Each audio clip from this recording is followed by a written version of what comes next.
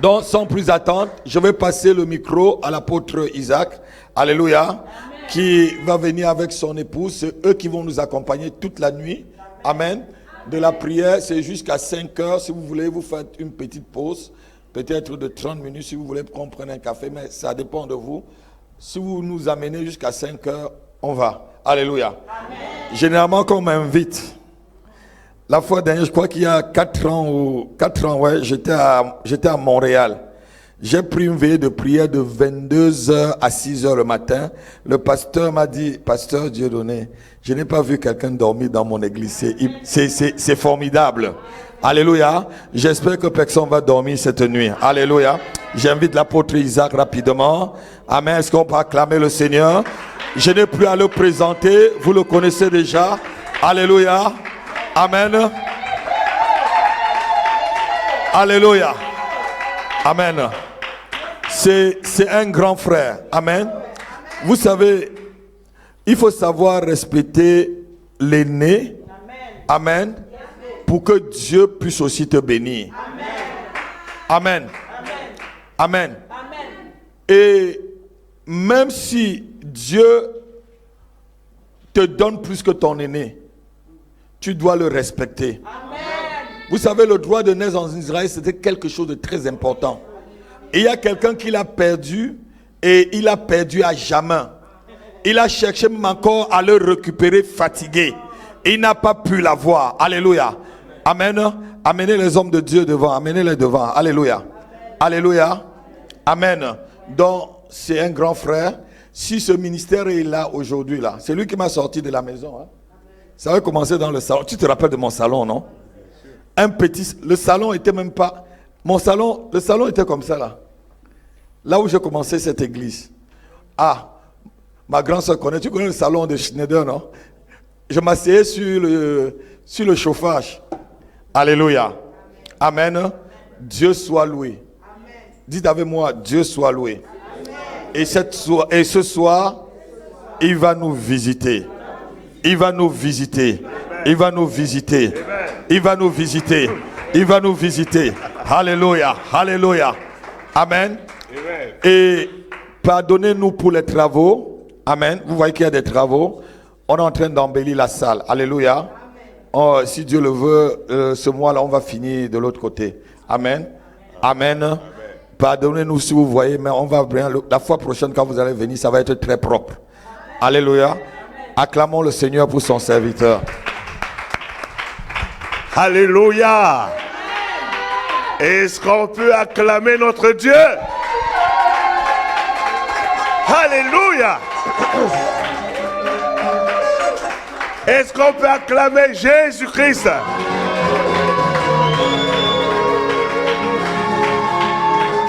Jésus, Jésus, Jésus, Jésus, Jésus, Jésus, Jésus, Jésus, Jésus, Jésus, Jésus, Jésus, Jésus, Jésus, Jésus et Amen. Amen. Alléluia. Je rends grâce à Dieu pour cette opportunité qui nous a donné encore cette nuit de ne pas être à côté ou sur, je ne sais pas moi, quelque part, mais que nous soyons en veille pour célébrer notre Dieu. Alléluia. Pour nous attendre à lui. Alléluia. Et selon qu'il est dit que quiconque invoquera le nom du Seigneur Jésus sera sauvé et ne sera point confus. Alléluia. Alléluia. Je vais inviter dans un premier temps mon compagnon de route, l'apôtre Christiane.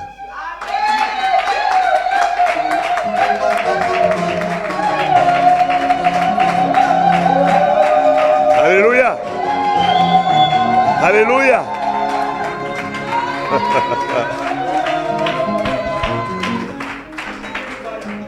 Alléluia. Amen, amen, bonsoir. Vous savez, moi, avec les photos, là, c'est grave. J'aime trop les photos. Et comme j'aime bien la communication, j'ai fait la communication, donc j'aime toutes les photos, quoi. Donc je voulais célébrer la présence du pasteur et de l'évangile à côté de l'apôtre. Donc c'est pour ça que je voulais absolument prendre une capture, quoi. Voilà, donc bonsoir. Comment allez-vous? Donc en fait, c'est la suite du travail que nous avons commencé, en fait, du 31 au 1er. Et puis le premier dimanche, nous avons été ici ensemble avec vous. Et nous avons travaillé, donc c'est la suite. Donc nous allons travailler ensemble. Donc comme on vous a expliqué, nous, qu'est-ce que nous faisons? Nous faisons des conférences des écoles. Et donc, ça va se passer en 2 temps. Donc, soyez attentifs. Vraiment, comment on dit, attachez vos ceintures. Parce que ce que vous allez apprendre, ça va être fort. Et à la suite de ça, nous allons, comment on dit, prier. Donc, tout ce que nous allons faire aujourd'hui, si vous êtes attentifs, comme disait l'apôtre Ngambi le jour du 31, si vous êtes docile, si vous êtes sage, si vous prenez en compte tout ce qui va être dit, si vous le mettez en pratique, vous allez voir votre vie changer automatiquement. Ah oui, oui, oui, c'est vrai. C'est vrai. Parce que c'est une église où on prie. C'est une église qui, en fait, c'est un ministère apostolique et prophétique. Et donc, si c'est un ministère apostolique et prophétique, donc vous êtes basé sur les enseignements des apôtres et des prophètes. Donc, normalement, avec ce que nous allons ajouter, ça va ajouter un plus dans votre vie et vous allez voir votre vie changer. Voilà, amen. Donc, maman, toi, tu es derrière, il faudrait que tu viennes devant.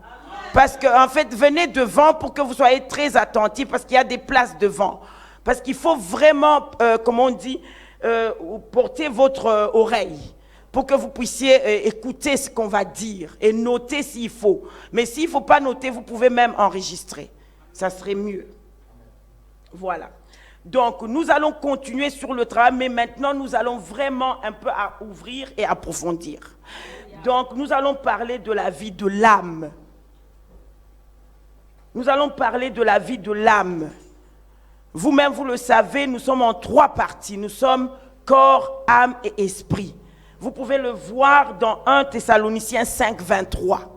Et donc, nous allons parler de la vie de l'âme. Quand nous parlons de l'âme, c'est quoi? Parce que je vais introduire et l'apôtre Isaac va venir. Et après, moi, je reviendrai. Et donc, quand nous parlons de l'âme, l'âme, c'est ta personnalité. L'âme, c'est toi.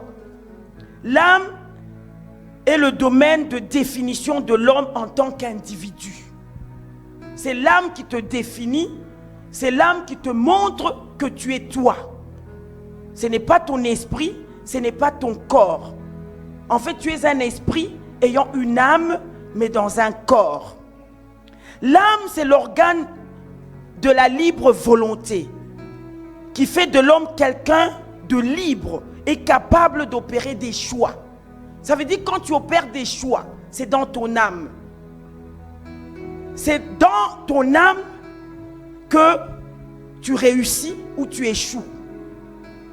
Si tu échoues, ce n'est pas ta personne qui a échoué, c'est ton âme qui a échoué.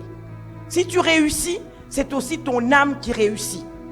N'oubliez pas le passage de 3 Jean qui dit à l'ancien à Gaius, je souhaite que tu prospères à tous égards. Voilà. Donc nous avons les chrétiens de Béret ici, vous connaissez le passage, vous pouvez ajouter ce qu'il a dit. Donc c'est important. Donc si tu échoues, c'est dans ton âme. Si tu réussis, c'est dans ton âme. C'est dans notre âme où nous avons notre santé physique. Ça veut dire la santé dépend de ton âme. Si tu es en bonne santé, c'est dans ton âme. Le corps n'est qu'un véhicule pour transporter l'âme. Si l'âme est malade, ton corps physique est malade. Les rêves, c'est dans ton âme. C'est dans l'âme que les démons prennent assise.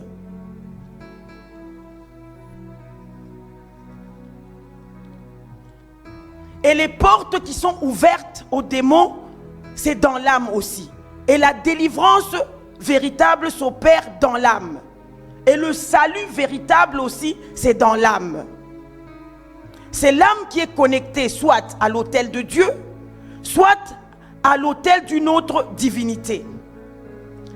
Les maladies héréditaires sont enregistrées dans l'âme. Et je veux, avant de passer la parole à l'apôtre Isaac, vous lire ce passage de Matthieu 16, 26 qui dit: et que servirait-il à un homme de gagner tout le monde s'il perdait son âme? Ou que donnerait un homme en échange de son âme? Soyez attentifs, ayez la foi. La foi, nous l'avons dans l'âme. Il est difficile de plaire à Dieu sans la foi. Même les sorciers ont la foi. Sans la foi, ils n'auraient jamais fait ce qu'ils font. C'est la foi. Donc, attachez vos ceintures. Nous voyageons. Merci. Alléluia. Alléluia. Pardon.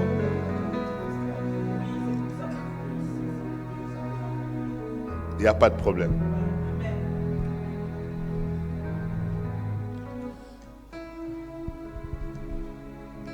C'est vrai que avant de rentrer dans un travail spirituel, ou bien avant même de faire, quand vous allez voir le médecin, il va vous expliquer ce qui se passe.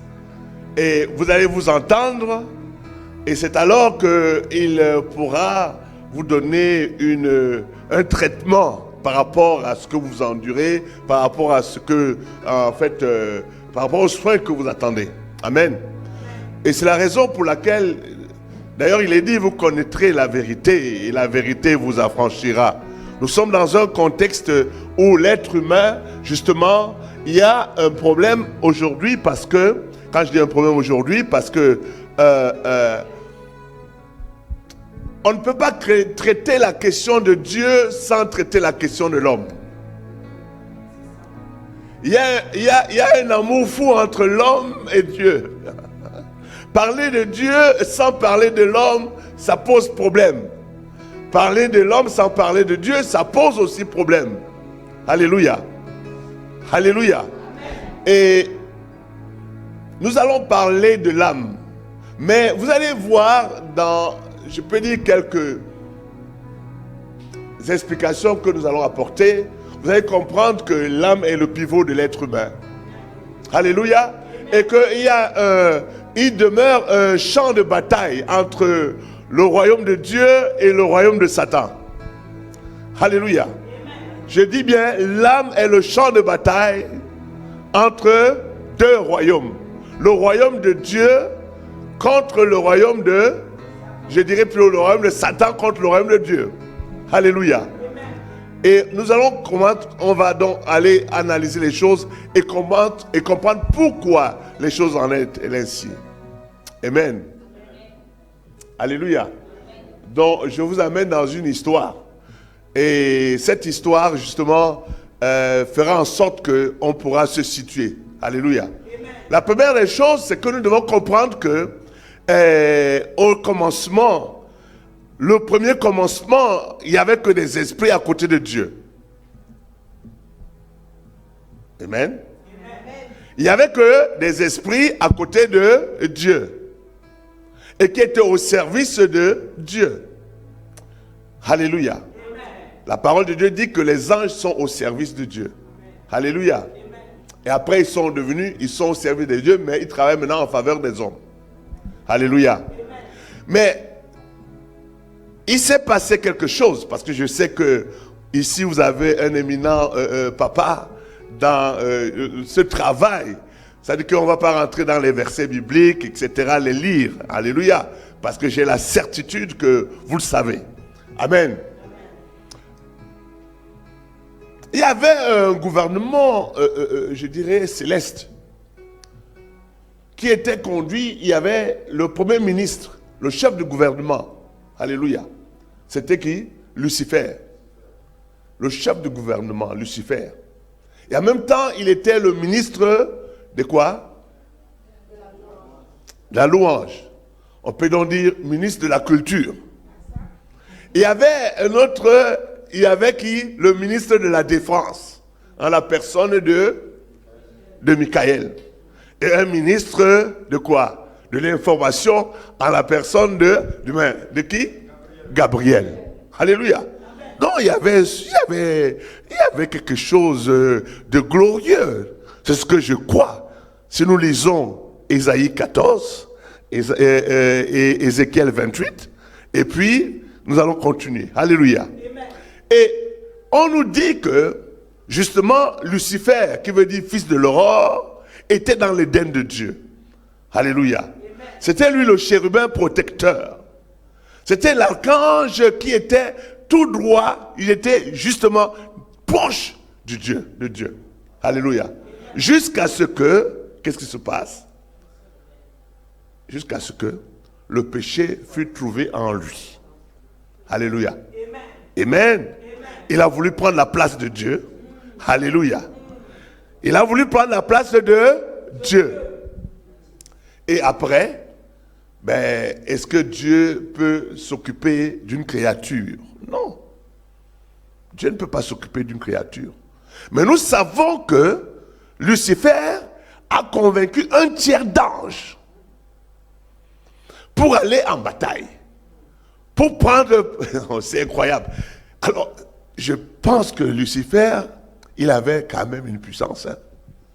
Parce que pour convaincre un tiers d'ange confère Apocalypse 12, je crois, verset 4. Il est convaincre. Il leur a promis quoi? Je ne sais pas. Mais ce qui est sûr, ils sont rentrés en bataille. Et puis voilà, nous voyons donc le général de l'armée de Dieu à l'époque, le ministre de la Défense, Michael, est descendu en guerre. Alléluia. Ils l'ont terrassé, ils l'ont battu et ils les ont précipités. Alléluia. Alléluia. Quand on dit précipiter sur la terre, ça dit que nous sommes dans le livre de l'Apocalypse qui est dans le livre de la Révélation. La terre n'était pas encore créée. Alléluia. Amen. Alléluia. Amen. Donc, nous pouvons penser qu'ils sont sortis du trône de Dieu et de la présence de Dieu. Et selon Éphésiens chapitre 6, verset 12, on dit que nous combattons contre les principautés, les dominations dans les lieux célestes. Donc, toujours est-il qu'ils n'étaient plus dans la même dimension, on peut dire spirituelle, et même on peut dire au niveau du rang céleste, que celui de Dieu. Amen. Amen. Est-ce qu'on est ensemble? Amen. J'avance doucement, mais après ça va avancer. Amen. Alléluia. Amen.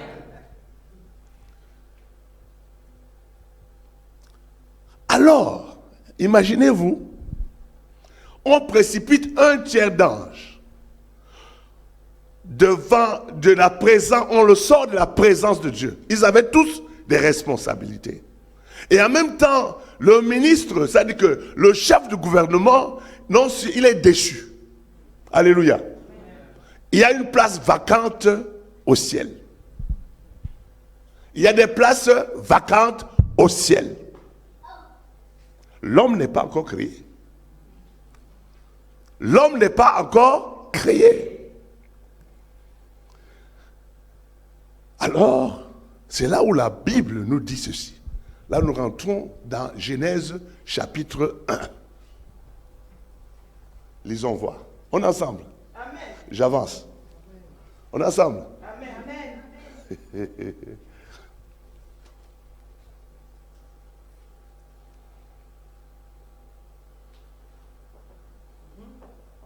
Mais allez-y, chapitre 1. Alléluia. Amen. Au commencement. Dieu créa les cieux et la terre. La terre était informe et vide. La terre était informe et vide. Il y avait des ténèbres à la surface de l'abîme. Ah, il y avait des ténèbres à la surface de l'abîme. Et l'Esprit de Dieu se mouvait au-dessus des Et l'Esprit de Dieu se mouvait au-dessus des eaux. Dieu dit que la lumière soit et la lumière fut. Dieu vit que la lumière était bonne. Amen. Est-ce qu'on peut acclamer notre Dieu? Et vous voyez ici,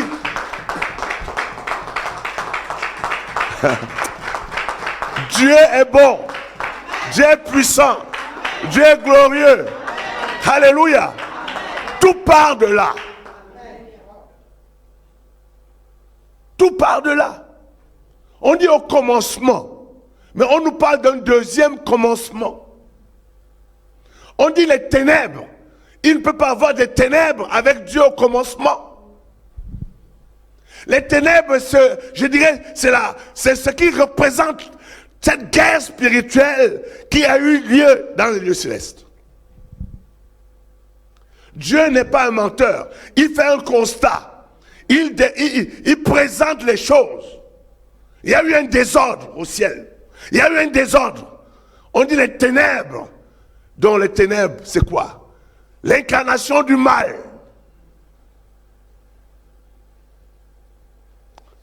Alléluia. L'incarnation du mal. Et Dieu dit que, alors on dit, la lumière, on dit quoi? Non, au départ, on dit, l'esprit couvert au-dessus des eaux. Vous voyez que Dieu ne se prononce pas. Il est dans un état de, je dirais même peut-être de déception. Parce que Dieu, il est une personne. Donc il était dans quelque chose qu'il vivait. Et on dit, Dieu dit que la lumière soit. Et la lumière fut. Et Dieu dit, vu que cela était bon. De quelle lumière parle-t-on ici? De quelle lumière parle-t-on? Puisqu'après, on nous parle des luminaires, du soleil. Et de quelle lumière parle-t-on? Qui est cette lumière? Qui est cette confrontation qui vient confronter les ténèbres?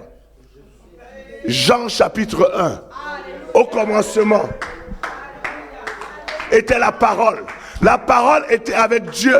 La parole était Dieu. Rien de ce qui a été fait n'a été fait sans elle. En elle était la vie. La vie était la lumière des hommes. Rien de ce qui a été créé n'a été créé sans elle.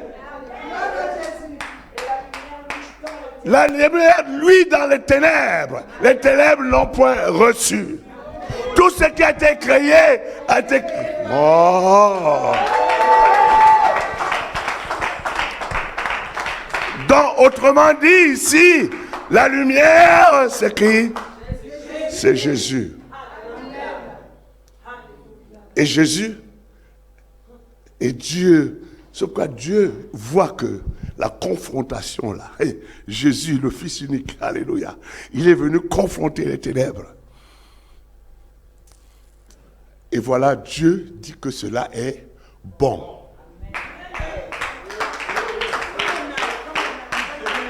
La lumière est venue vers les siens ne l'ont point reçu. Tout ce qui existe, existe grâce à cette lumière. Mais on dit à ceux qui l'ont reçu, Dieu leur a donné le pouvoir de devenir enfants de Dieu. Lesquels sont nés non de la chair, ni du sang, ni de la volonté d'un homme, mais de Dieu. Oh là là là là là là là là. Donc on arrive. Alléluia. Alléluia. C'est là que je vous dis qu'il y a quelque chose d'extraordinaire. Et là, Dieu maintenant va prendre le parti. Elohim. Dieu le Père, Dieu le Fils, Dieu le Saint-Esprit, il dit, créons l'homme à notre image, selon notre ressemblance. Et ici, vous voyez bien que là, Dieu va apporter quelque chose de nouveau.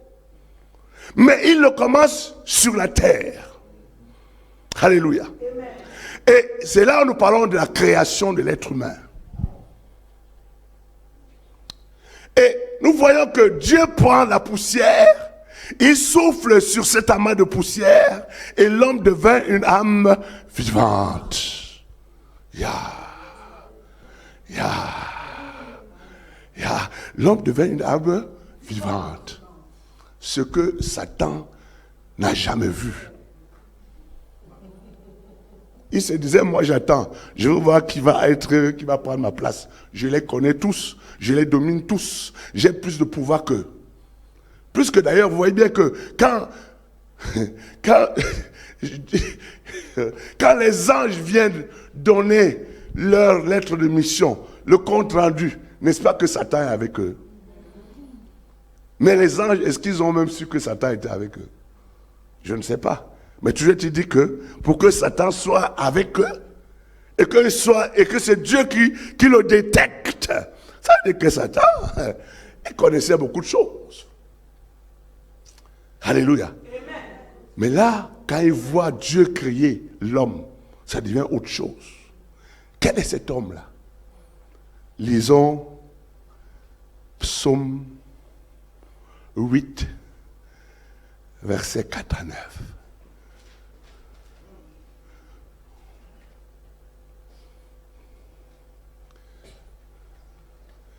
Oh, oui.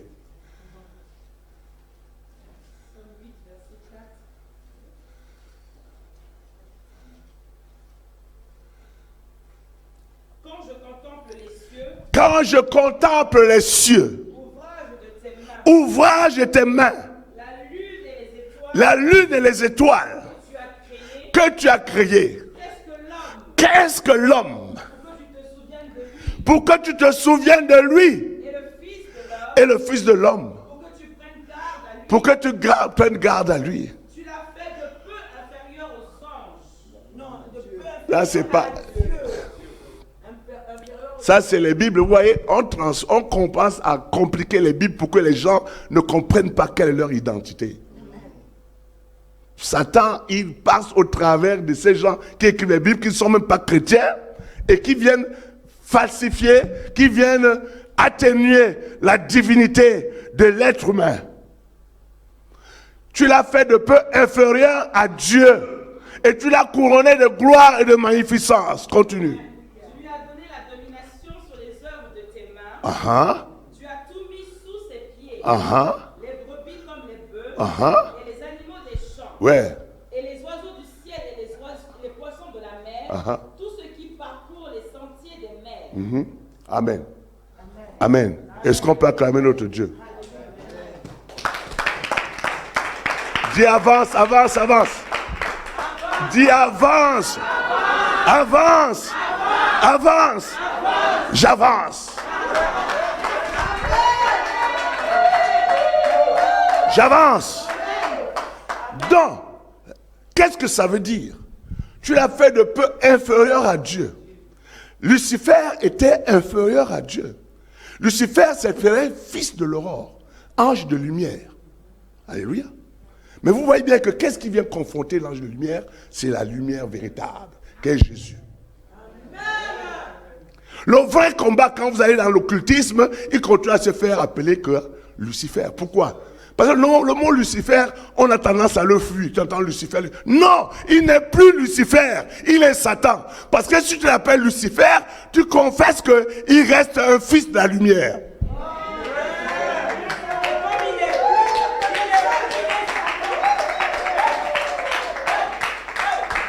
Il aime le mot Lucifer. Lucifer, ça veut dire qu'il reste fils de Dieu, qu'il reste une créature. Il est dans la dimension que Dieu lui a donnée avant même que l'être humain ne soit créé. Est-ce que vous comprenez ça? Lucifer ne doit pas vous faire fuir. Parce que quand on entend Lucifer, oh là là, Lucifer, Lucifer, si tu lui donnes le mot Lucifer, tu lui fais beaucoup d'honneur.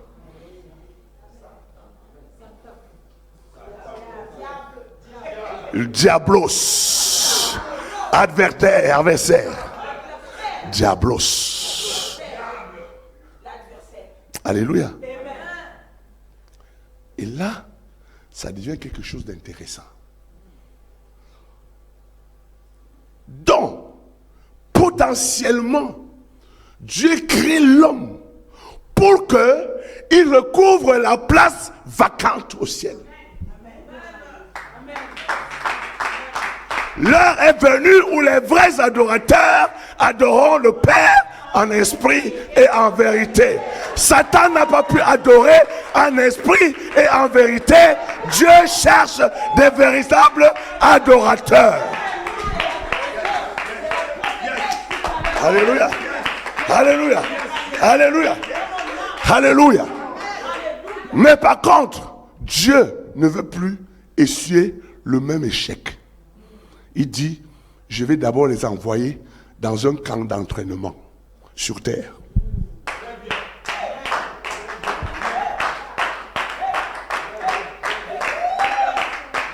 Alléluia. Le camp, nous sommes dans un camp d'entraînement. Parce que on dit beaucoup sont appelés, peu sont élus. Parce que ce sont les élus qui prendront la place vacante.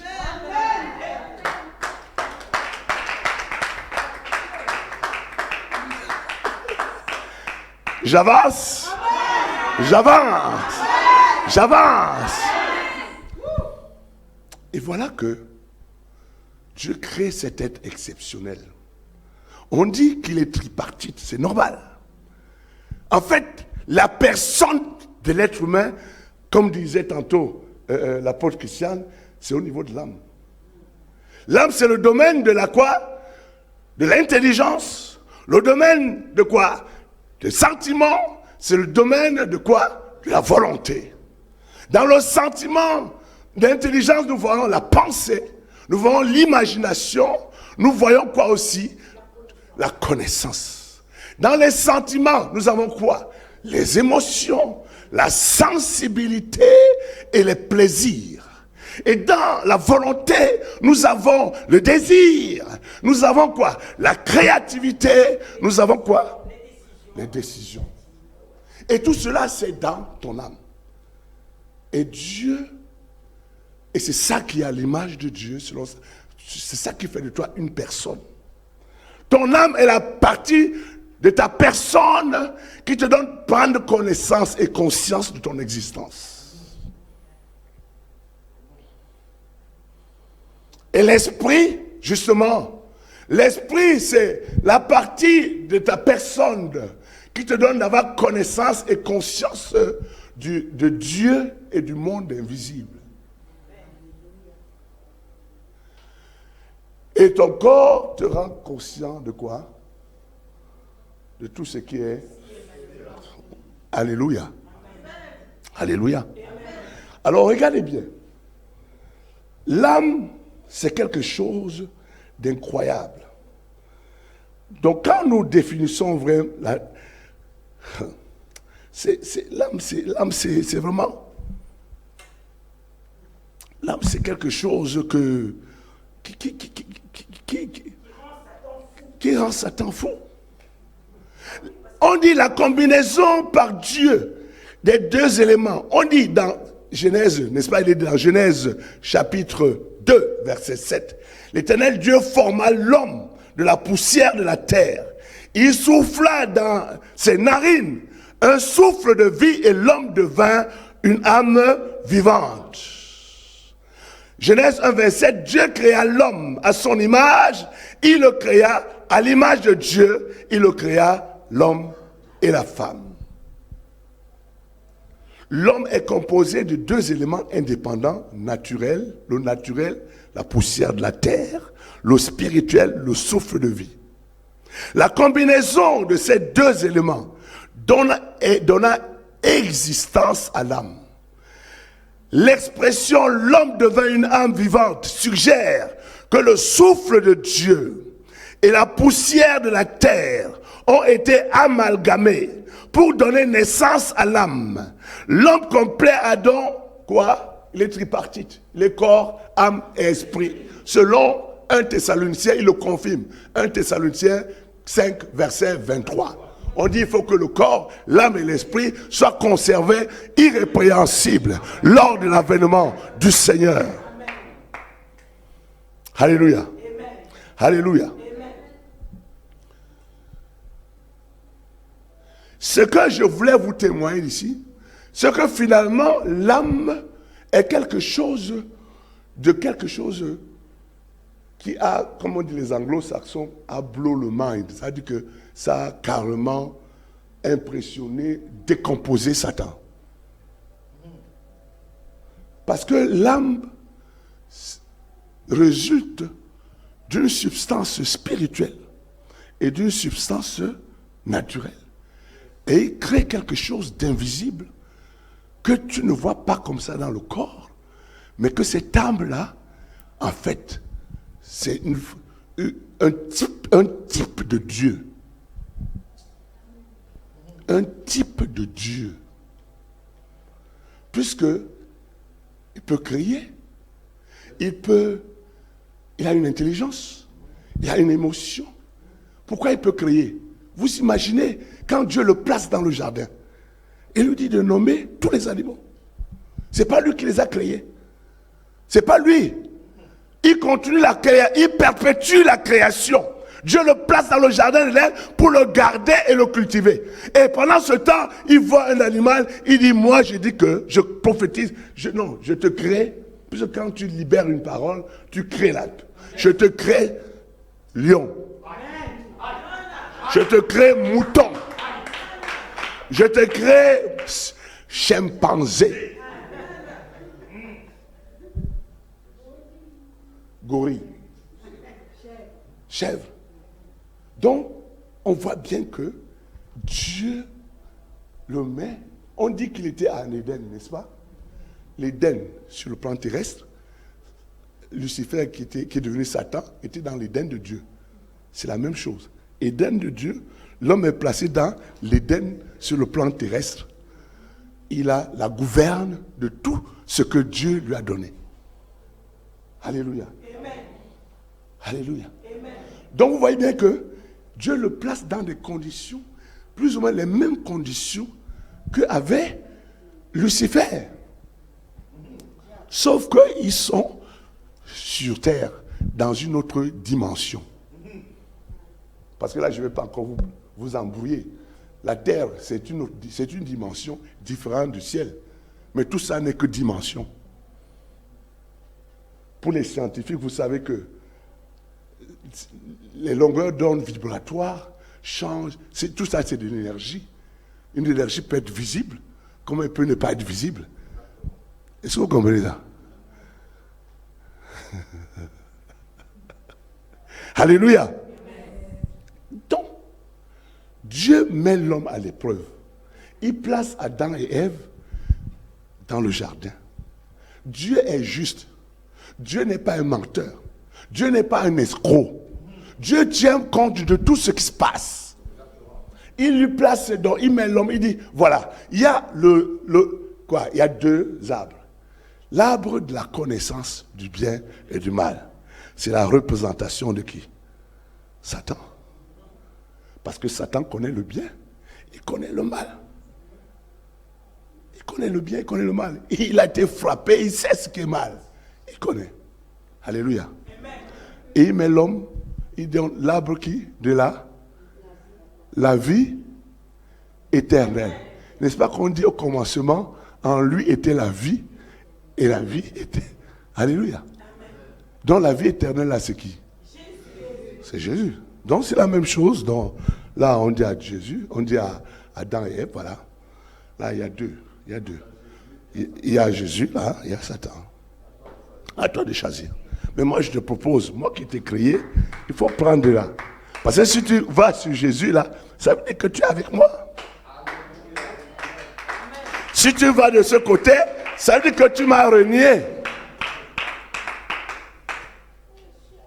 J'avance? Qui va dormir? Parce que quand la prière va commencer, ça va chauffer. Parce que quand la prière va commencer, il faut que tu comprennes que, ah non, tu vas dire à Satan, c'est fini pour moi. C'est fini. Tu lâches. Tu lâches. Je connais mon identité.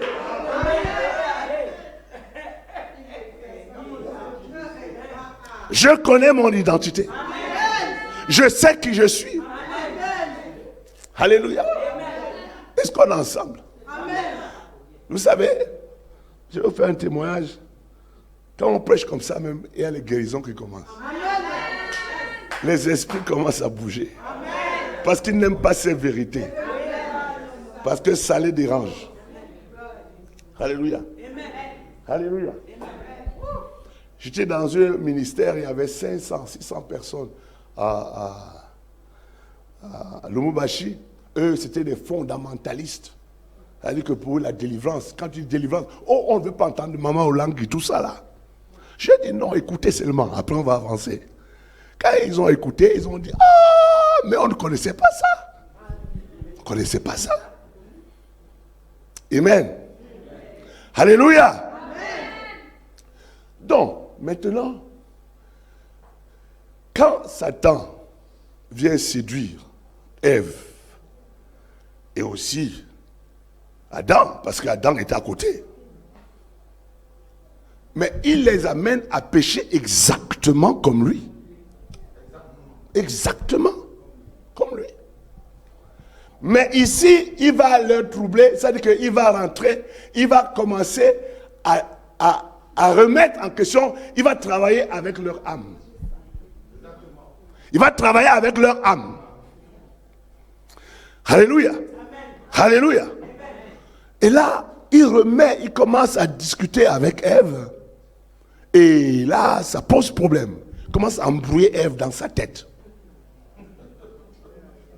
Déjà, la première des choses, on va demander à Adam, comment Satan se trouve là? N'est-ce pas qu'il t'a été donné l'ordre de veiller et de garder le jardin?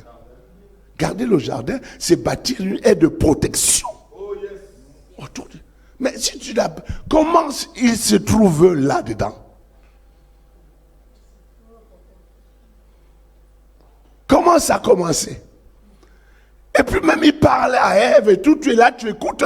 Donc il y a un problème. Il y a un problème.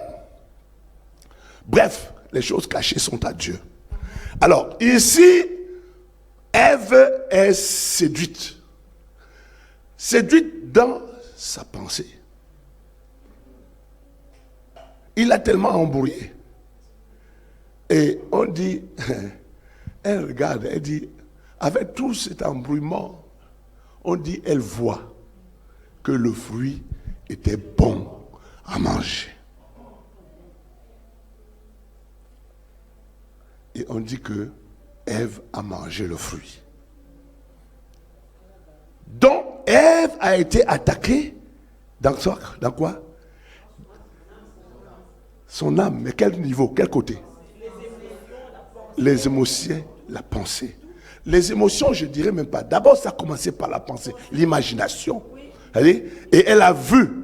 C'est-à-dire que dans son imagination, elle a vu. C'était bon. Elle a mangé. Et maintenant, Satan et Adam, lui, il a péché où? Quand sa femme lui donne, tiens, mange petit. Il aime sa femme. Dans les sentiments. Sentiment, non? Il dit, on dit la femme sage bâtit sa maison. La femme est censée la renverse de ses propres mains. Alléluia. C'est-à-dire que quand un homme aime sa femme, un vrai homme aime sa femme, tout ce que sa femme va lui dire, il va faire. Ça, il faut dire la vérité. Sauf pourquoi il faut bien voir qui tu vas épouser.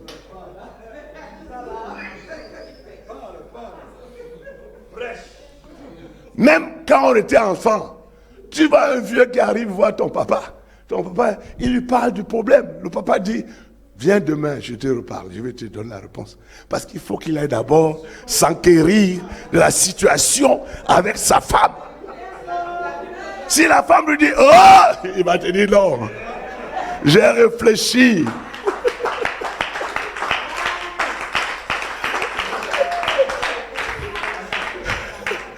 Donc Adam a péché dans son dévotion.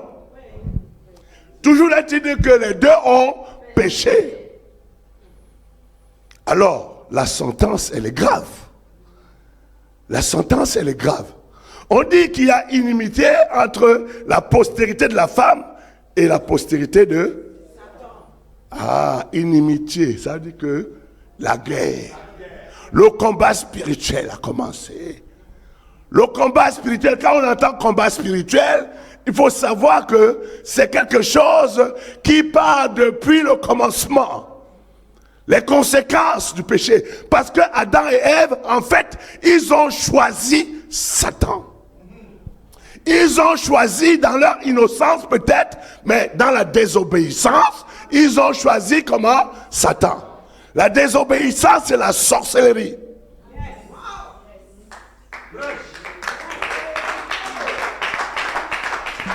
Tout part de la désobéissance. Et Dieu est très juste.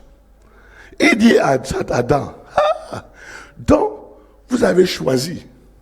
Ok, lisons voir Genèse 3, verset 19.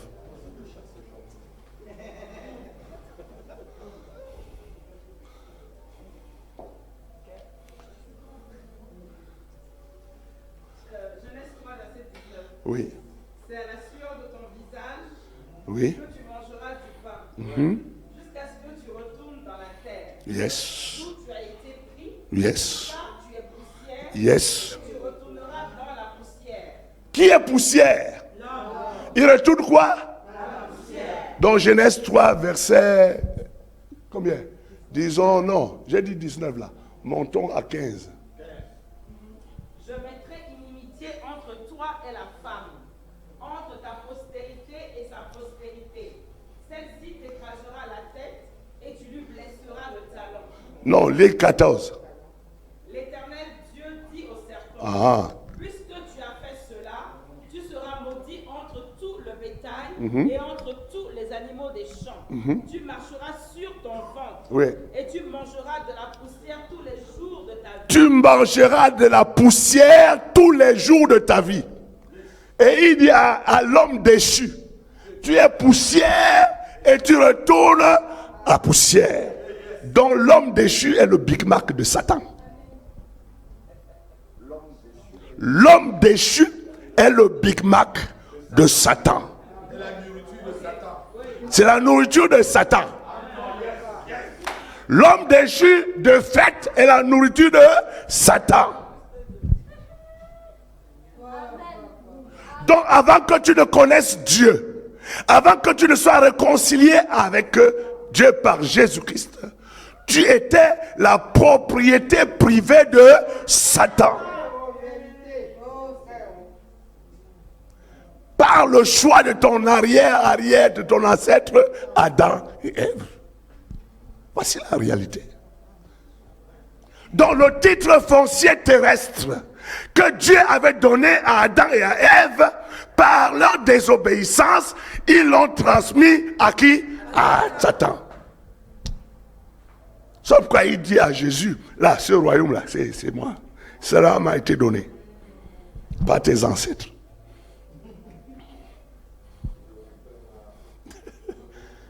J'avance. J'avance. J'avance.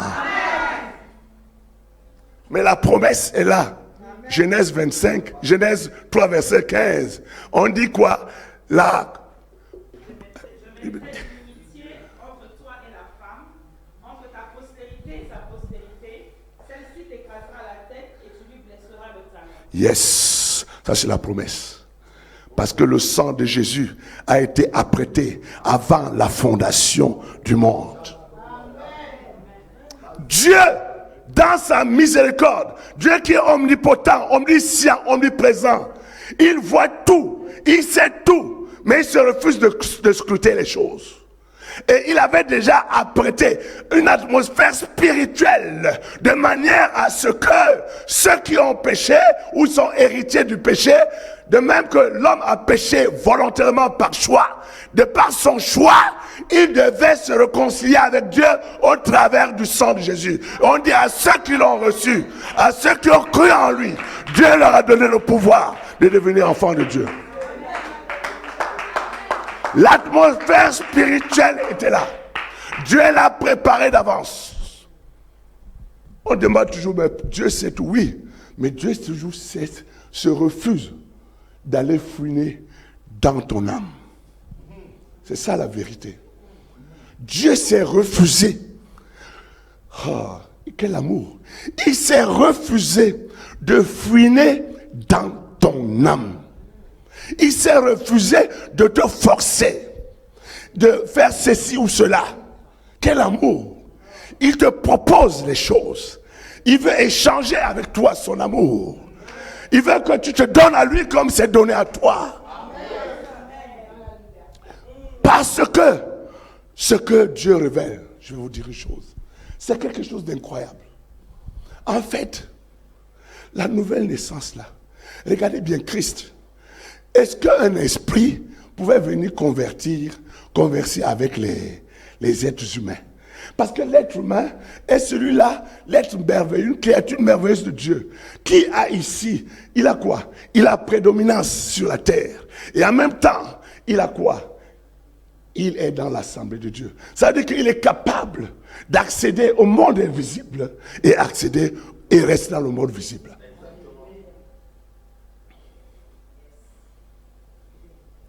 Alléluia. Amen. Mais après le péché, Dieu a fait quoi? Il a chassé. Il les a chassés du jardin. Mais on dit, il a dit tu mourras certainement. Mais la mort était spirituelle. La mort était comment d'abord? Spirituelle. Il s'est déconnecté. Il n'a plus permis à ce que l'être humain ait accès à la présence de Dieu. Il n'a plus permis que l'âme, comme on va le voir, puisse accéder à Dieu. Alléluia. Amen. Donc on dit souvent, pourquoi on dit un démon, tu meurs. On dit, mais est-ce qu'un démon peut mourir? Oui. Mourir pourquoi? Parce qu'il va sortir de mon champ d'existence. La mort que Dieu avait déjà prédite pour Adam et Ève, c'est qu'ils sortent de leur champ, de son champ d'existence, qu'il n'ait aucune influence sur lui, qu'il ne puisse même plus accéder à sa présence, tellement il a humilié, tellement il a déçu.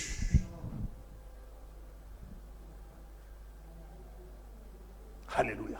Amen. Est-ce que j'avance? Qui dort? Alléluia. Alléluia. Je vais vous expliquer ces choses parce que quand on va rentrer dans le combat maintenant, vous allez... Alors, qu'est-ce qui se passe? Satan a entendu Dieu dire que la postérité de la femme va écraser sa tête. Donc, il met déjà le trouble entre Caïn et Abel. Si Caïn tue Abel, Caïn est rejeté. Ce n'est pas Caïn qui va venir affronter Satan. Vous voyez ce que ça veut dire? Alors, je vais court. L'inimitié, c'est la guerre spirituelle. C'est un combat éternel jusqu'au retour du Seigneur entre les êtres humains qui ont cru en Jésus et qui? Et qui? Satan et ses agents, ses enfants. Mais dans les enfants de Satan aujourd'hui, il y a aussi qui? Les êtres humains. Alléluia. Amen. Alléluia. Amen. Est-ce que j'avance? Amen. Parce que vous dormez.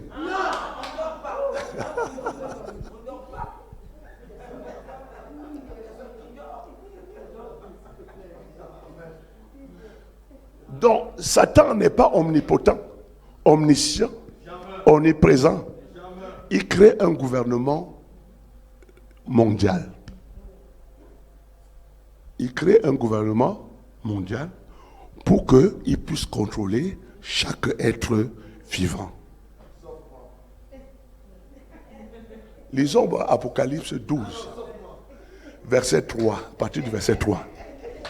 Lisons Apocalypse 12 à partir du verset 3.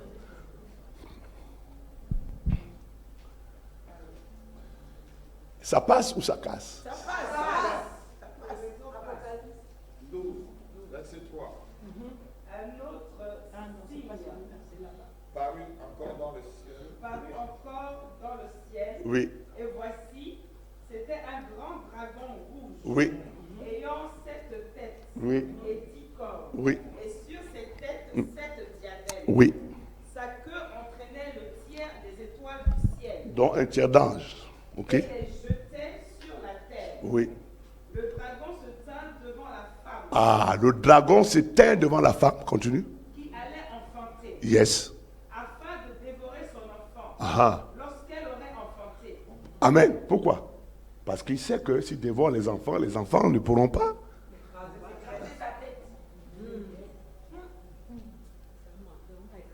Le gouvernement mondial de Satan s'étend sur toute la création. En France, il y a une principauté qui gouverne la France, qui contrôle la France. Alléluia. Et c'est comme ça que tout ça, il crée un gouvernement qui fait en sorte que même au niveau de la famille, il y ait une autorité qui contrôle la famille.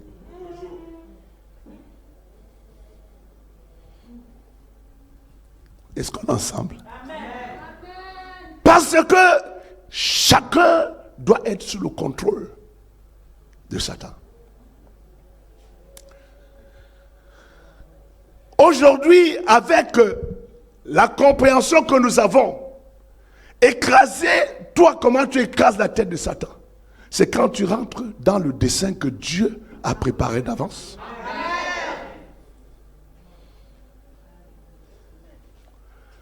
Réaliser le projet de Dieu, on dit, nous sommes son ouvrage, né en Jésus pour accomplir les œuvres bonnes qu'il a préparées d'avance.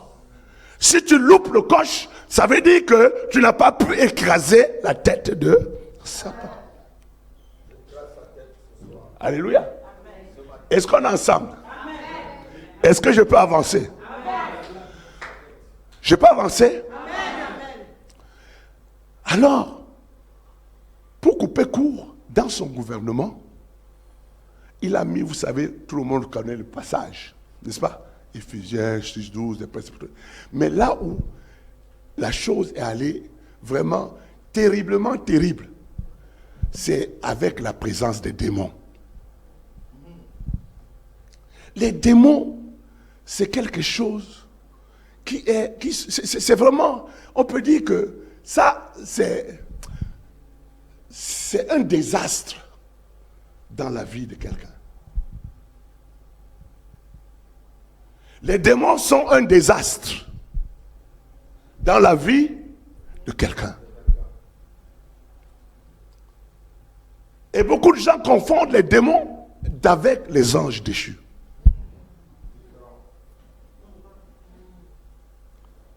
Alléluia. Alléluia. Bref, parce qu'il faudrait qu'on avance. Les démons, c'est illégal pour un esprit de vivre sur terre et de contrôler la terre. Sinon Jésus ne se serait pas incarné et venu nous parler de la part de Dieu, influencer notre esprit, faire ce qu'il veut. Mais la terre, selon le psaume 115, verset 16, la terre appartient au Fils de l'homme. Les cieux sont à Dieu. Les cieux de Dieu. L'homme, il faut être un être humain, né d'une femme, pour prétendre vivre sur terre. Est-ce qu'on est ensemble? Amen. Alléluia. Amen. C'est pour ça que Jésus est né d'une femme. 100% Dieu, 100% homme. Il se faisait appeler le Fils de l'homme. Il avait le droit légal. Il dit, je suis le Fils de l'homme. J'ai le droit ici. Mais en même temps, je suis fils de Dieu. Est-ce qu'on est ensemble? Maintenant, les démons proviennent. Si dans la parole de Dieu on dit que les anges vont être jugés, alléluia. Si on dit que les anges vont être jugés, parce que ce n'est pas tous les anges qui ont été, on peut dire, ceux qui ont... Les anges pêchent. Ils ne sont pas saints. Ils ne sont pas, comment je peux dire, ils sont peut-être parfaits, mais pas forcément saints. Quand nous lisons Genèse 6, on dit que les fils de Dieu sont descendus au milieu des femmes. La mauvaise interprétation biblique dit que ce sont les anges déchus. Non, ce ne sont pas les anges déchus. C'est bibliquement démontrable. Ils étaient les anges, pas les anges déchus. Les anges viennent en mission sur terre. Ils tombent amoureux des femmes. Cette catégorie. Alléluia. Ils décident de faire des enfants. Ça, c'est quelque chose d'illégal. Est-ce qu'on peut lire Jude? Jude chapitre 4. Jude verset 4. Jude, le livre de Jude. Est-ce qu'on est ensemble? Est-ce que je dois accoucher? Est-ce que je peux avancer? Car il s'est glissé parmi vous certains hommes dont la condamnation est écrite depuis longtemps. Oui. Des impies qui changent la grâce de notre Dieu en dissolution et qui renient Dieu, le seul souverain, et notre Seigneur Jésus-Christ. Oui, continue. Je veux vous rappeler, À vous qui savez fort bien toutes ces choses, Oui. que le Seigneur, après avoir sauvé le peuple et l'avoir tiré du pays d'Égypte, Oui. fit ensuite périr les incrédules, Continue. qu'il a réservé pour le jugement du grand jour, Qu'il a réservé pour le jugement du grand jour. Continue. enchaînés éternellement par les ténèbres, Ah, continue. les anges, Ah, les anges qui n'ont pas gardé leur dignité, qui n'ont pas gardé leur dignité, et qui ont abandonné leur propre demeure, qui ont abandonné leur propre demeure. que Sodome et Gomorrhe Oui. et les villes voisines, Oui. qui se livrent comme eux à l'impudicité Ah, et à des vices contre nature, ah, sont donnés en exemple, ouais. subsistant la peine d'un feu éternel. Ah, mais subissant la peine d'un feu éternel. Allez. Alléluia. On parle des anges qui sont enchaînés, n'est-ce pas? Mais les anges déchus ne sont pas enchaînés. Ils sont libres. Mais ceux-ci, ils sont tombés amoureux des femmes. Ils ont dit, ah, cette créature. Mais c'était illégal.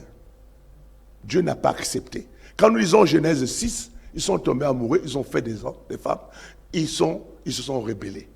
Et c'est là qu'ils ont créé, on dit, il y a eu des géants. Vous voyez bien, il y a une mutation. Alléluia. Mutation. Et comme ils savaient qu'ils étaient dans la rébellion, ils ont commencé aussi à montrer ces gens comment être méchants, etc., etc. Est-ce que vous comprenez cela? Donc ces géants-là, ils sont nés de qui? Et des femmes, n'est-ce pas? Est-ce qu'ils ont le droit de vivre sur terre? Oui. Ils sont nés d'une femme. Ils sont nés d'une femme. Est-ce qu'on est ensemble? Est-ce que j'avance? Non, vous dormez, vous dormez. Vous dormez. Donc, parce que ce que je vous dis, c'est très important. Parce qu'après, quand on va entrer dans la prière, vous comprenez, vous savez vous positionner. Alléluia. Il m'a positionné, il m'a nettoyé. Mais pour que tu sois nettoyé, il faut savoir qui tu es. Alléluia. Donc, Dieu décide de détruire ce peuple. Parce que ce peuple-là n'est pas dans le projet de Dieu. C'est illégal d'être avec une femme de nuit et un mari de nuit. C'est la même chose. La femme de nuit et le mari de nuit, c'est la même chose. Vous faites des enfants même. Ces enfants-là appartiennent à Satan. Alléluia. Alléluia. Donc, Dieu décide par le déluge de les exterminer. N'est-ce pas? Donc, quand il meurt, est-ce qu'un esprit meurt? Non. Cet esprit Je vais vous révéler quelque chose. Cet esprit, c'est le démon. Et cet esprit, c'est le démon. Parce qu'il n'a pas de place. Il n'a pas été prévu un séjour de mort pour eux. Et s'il a été prévu un séjour de mort pour une rencontre d'un esprit avec un être humain. Donc comme c'est le produit des êtres humains, bon, vous êtes entre vous là-bas en attendant le jugement dernier.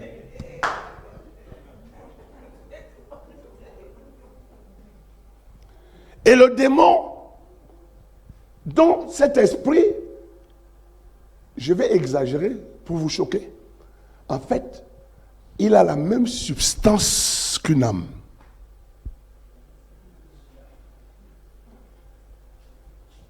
Est-ce que j'avance? Est-ce que j'avance? Le démon a la même substance qu'une âme, mais il n'a plus de corps. Qu'est-ce qu'il lui faut? Un corps. Et quand les portes de ton corps sont ouvertes, les portes de ton âme sont ouvertes, il vient copiner avec ton âme et il partage ton corps. Il a besoin d'un support solide. Au lieu d'être dans les bois, des montagnes, ou je ne sais pas moi, dans des sièges, parce que même les démons peuvent être là. Un démon peut être ici. Hein. Il préfère être où? Et comment faire quoi? Partager. Et comme il appartient à Satan, qu'est-ce qu'il va faire? Il va influencer ta vie. Il va détruire ta vie. Il va influencer ton âme.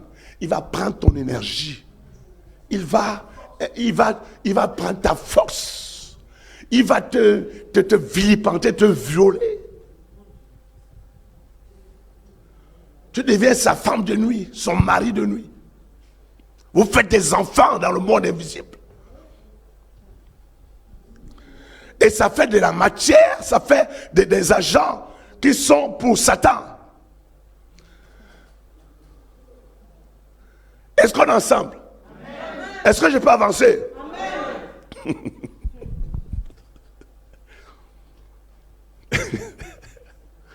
Donc, je vous ai dit que l'âme est le champ de bataille entre deux royaumes.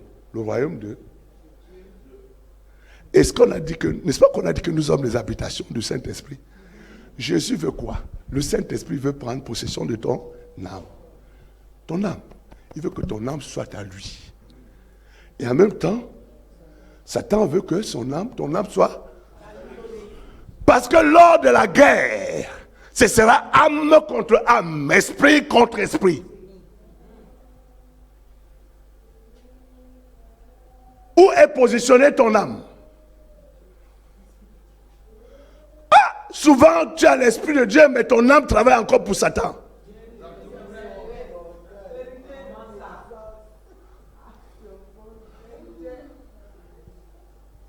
C'est pour ça qu'on a besoin de délivrance. Tu es né de nouveau, ton esprit a reçu le Saint-Esprit. Comme l'apôtre Paul, tu connais la vérité. Tu dis, voilà, il dit, je sais ce qui est fait, que faire le bien. Ce que je voudrais faire, je ne le fais pas. Ce que je ne voudrais pas faire, c'est ce que je fais. Pourquoi? Parce qu'il y a une loi. Il dit, il y a une loi dans mes membres. La loi de quoi? Il dit le péché. C'est-à-dire l'esprit. On ne peut pas dire, on ne dit pas les péchés. Quand on dit le péché, c'est l'esprit de l'Antéchrist. Possède mes membres. Possède mon âme. Qui me délivrera?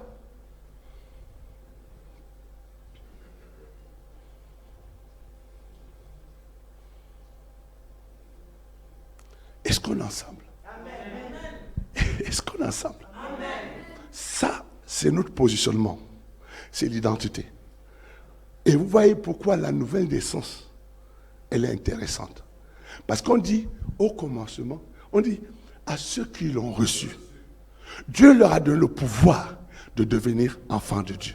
Lesquels sont nés non du sang, ni de la volonté de la chair, ni de la volonté d'un homme, mais de Dieu. Le pouvoir ne fait pas de toi un enfant de Dieu. Le pouvoir te donne de travailler pour devenir un enfant de Dieu.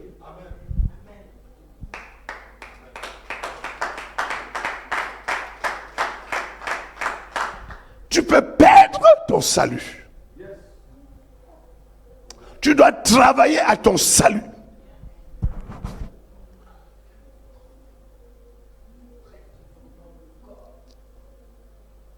Ton âme ne meurt pas. Ton âme est ta personne. Ton âme est ton moi. Ton âme te représente. Ton âme sera jugée. Soit il va en enfer pour l'éternité, soit il va au paradis pour l'éternité. Mais, qui doit travailler pour son âme? C'est toi-même. Et ce que Dieu t'a donné la capacité, les armes spirituelles, le Saint-Esprit, le pouvoir par le Saint-Esprit.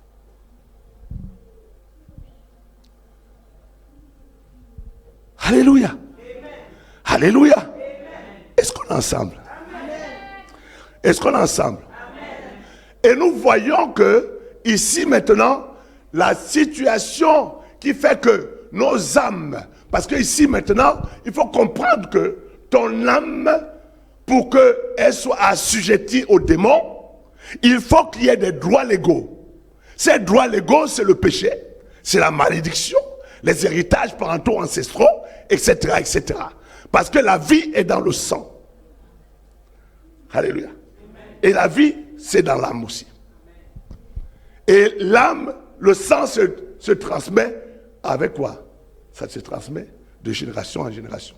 Avec des héritages, des enregistrements. Parce que tout à l'heure, l'apôtre va vous amener de là pour comprendre que dans notre subconscient, dans notre ADN, alléluia, il y a une mémoire.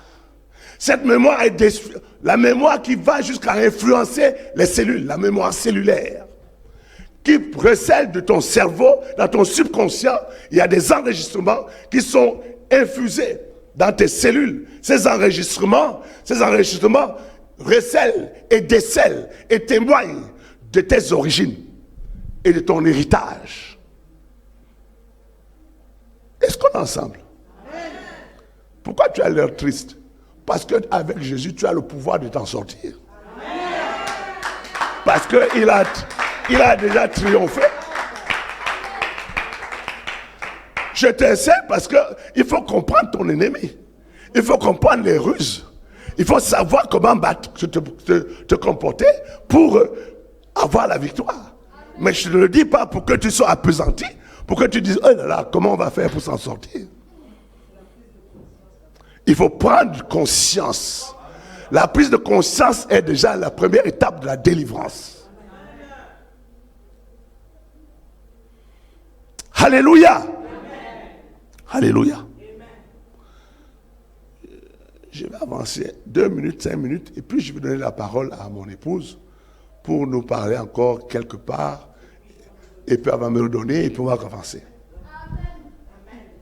Ce que je vais vous faire comprendre, parce que le mystère des autels, on parle toujours d'autel.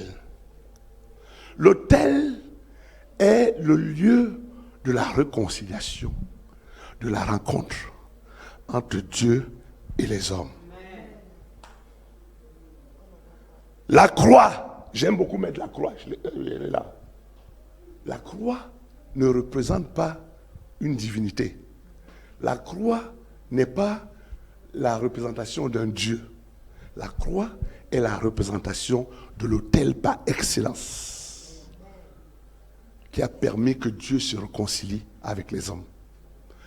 Et l'autel, on l'a vu avec Noé.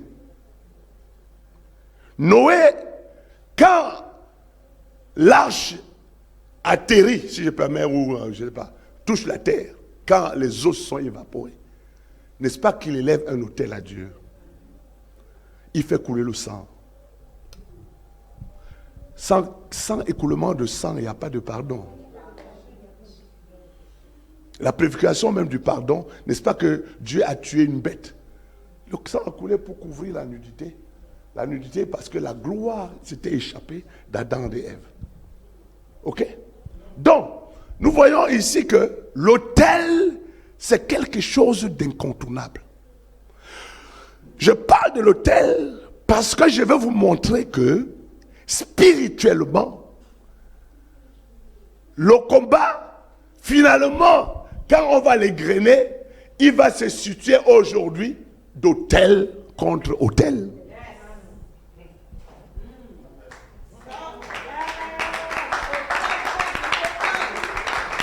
Autel contre autel. Exode 20, 14.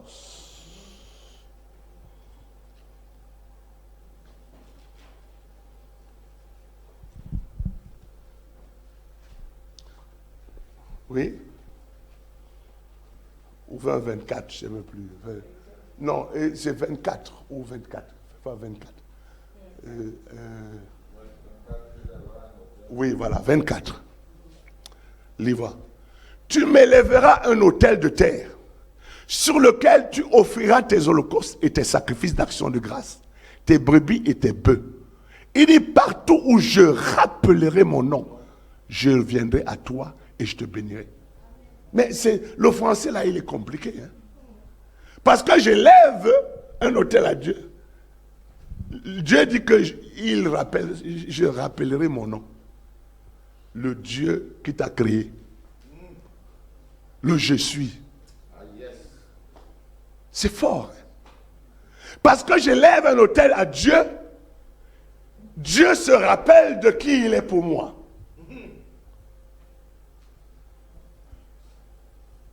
Dieu se rappelle de qui il est pour moi et de qui je suis pour lui. C'est fort. Est-ce que vous êtes d'accord avec ça? C'est fort. Alors, mais qu'est-ce qui se passe à l'autel? Regardez bien. Exode 21, 14. Commencez 13, 14. Est-ce qu'on est ensemble? Qui dort? Qui dort? Non, non, commence verset, j'ai dit Exode 21, 13.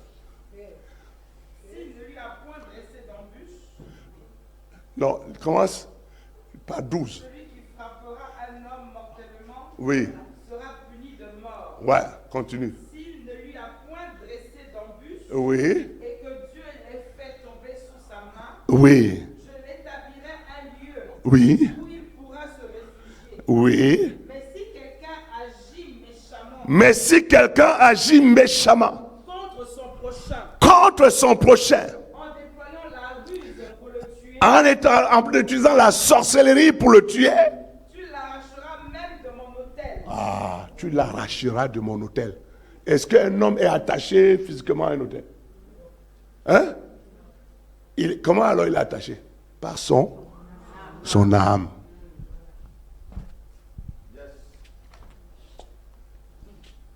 Ton âme est attachée à quel autel?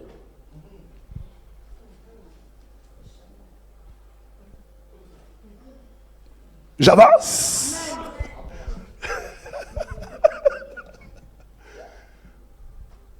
Donc, ça veut dire que ici, le peuple de Dieu est attaché, leurs âmes sont attachées à l'autel de Dieu. Alléluia. Il y a des cas exceptionnels. Ici, tu peux tuer quelqu'un exceptionnel par des conditions, tu peux aller en prison, d'accord, mais ton âme reste attachée à l'autel de Dieu. Même si tu meurs, tu appartiens à Dieu. Ta lignée va avec Dieu toujours. Mais quand tu es dans la sorcellerie, la méchanceté, il dit, tu vas non seulement mourir, mais ton âme est détachée de l'autel. Et tu iras du côté de Satan, en enfer, avec toute ta lignée, à moins que derrière ta lignée se repente. Est-ce qu'on est ensemble? Est-ce que je dois avancer? Est-ce que je peux avancer? Alléluia. Alléluia. Mais en réalité, l'âme de l'homme, on peut dire, c'est une partie de Dieu. Si Satan s'approprie ton âme, c'est comme s'il commence à égaler un peu Dieu. D'où le combat.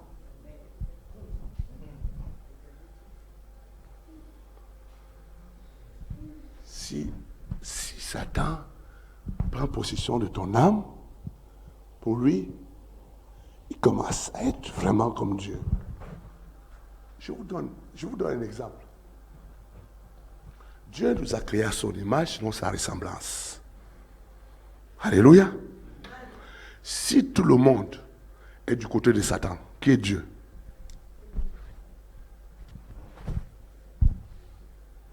si tout le monde va du côté de Satan, qui est Dieu,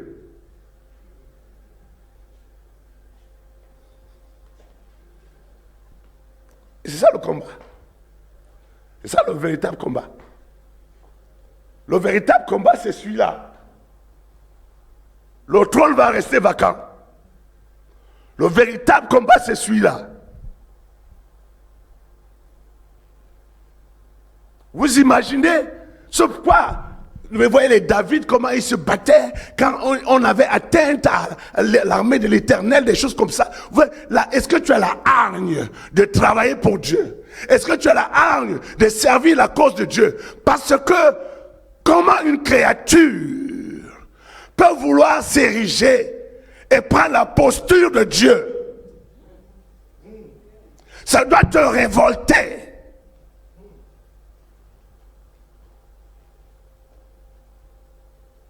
Surtout quand il te fait voir des miettes. Il a amené, c'est-à-dire que, parce que le péché a surdéveloppé l'ego de l'être humain. Le vrai péché, c'est d'être Dieu sans Dieu.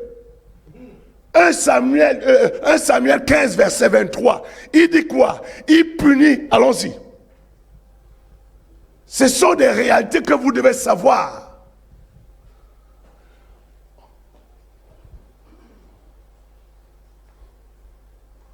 Car la désobéissance est aussi coupable que la divination. Donc, ça veut dire la résistance. La résistance, ça veut dire que tu résistes à la parole. Tu résistes à Dieu. Tu deviens idolâtre de ta propre personne. Donc, tu deviens Dieu sans Dieu.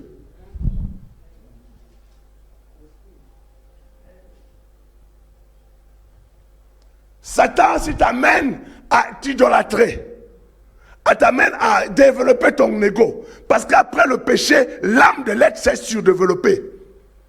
L'enfant, il dit toujours non, non, non, non, non. Un enfant ne sait même pas encore parler. Tu lui parles, il résiste, il dit non. Il ne s'est jamais dit oui. L'ego. Quand tu dis ça avec quelqu'un, il dit moi je. Hey, toi tu es une créature. Et puis aujourd'hui, n'est-ce pas que on dit que c'est bien, ce monsieur est bien, il est tolérant, il tolère tout. Quand tu tolères tout, tu es taxé de bien. Alléluia. Hey, David, il dit, quel est celui-là? Quel est cet incirconcis? Est-ce que toi, tu as la circoncision du cœur? Parce que spirituellement, aujourd'hui, c'est dans le cœur. Est-ce que ton âme appartient à Dieu ou ton âme appartient à Satan?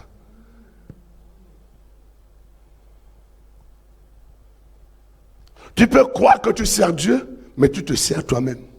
Il y a des gens qui ont des églises, des grands nombres d'assemblées, et tu vois, ils chassent les démons, mais c'est pour sa gloire à lui, c'est pas pour Dieu. C'est-à-dire qu'il est là, c'est sa gloire. Il chasse, il voit les démons qui tombent et tout ça là. Il a un orgueil. Hein? C'est comme ça que, je me rappelle, le pasteur, Papa Karambéry, disait que Dieu l'avait frappé. Parce qu'à un moment donné, quand Dieu a commencé à l'utiliser, il sentait que, en fait, pas qu'il sentait, c'était ça. C'était plus Dieu qui travaillait, c'était lui.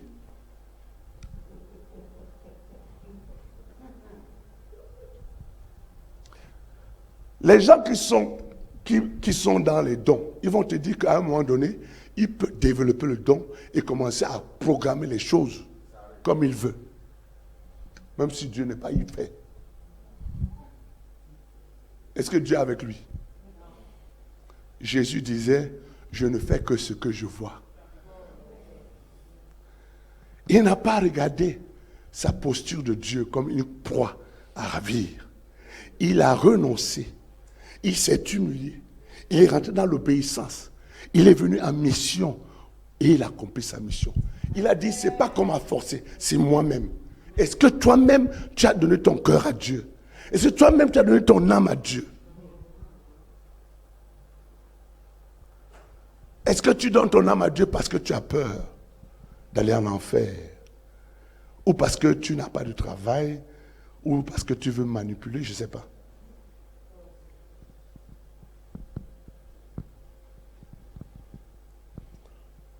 Il n'y a que toi qui peux le savoir.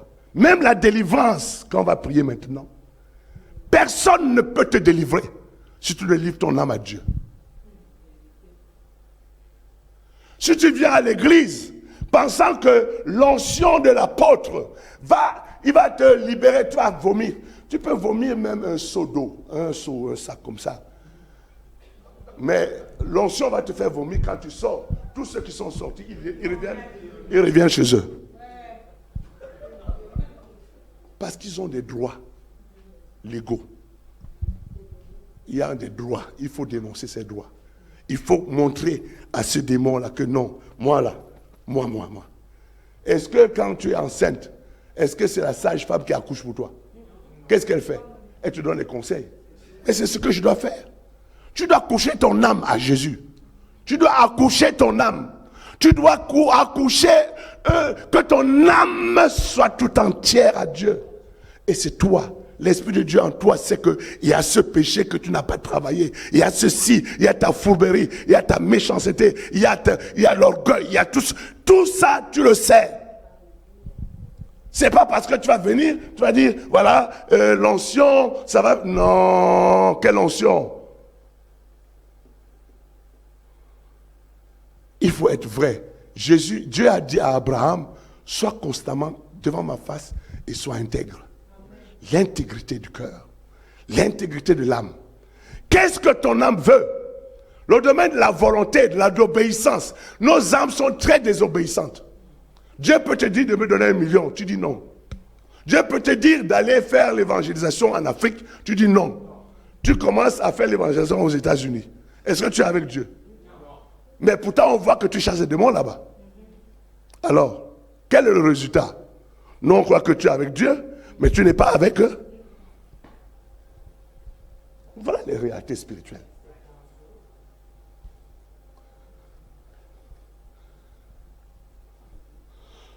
Je ne peux pas te délivrer si ton âme n'est pas en accord avec la volonté de Dieu, si ton âme n'est pas en accord dans la soumission. C'est-à-dire que tu sais que tu ne t'appartiens pas, tu appartiens à Dieu.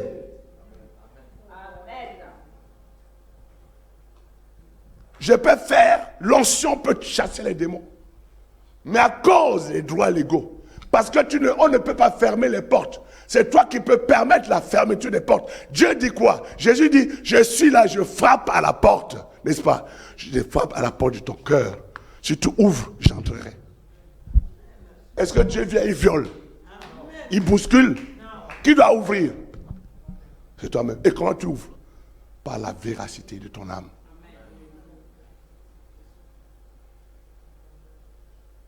Moi, quand je fais les délivrances, que tu tombes, que tu ne tombes pas, ce n'est pas mon problème. Que tu vomisses, que tu ne vomisses pas, ce n'est pas mon problème. Je t'amène. Non. Parce que ce n'est pas parce que tu es tombé que tu es délivré. Hein?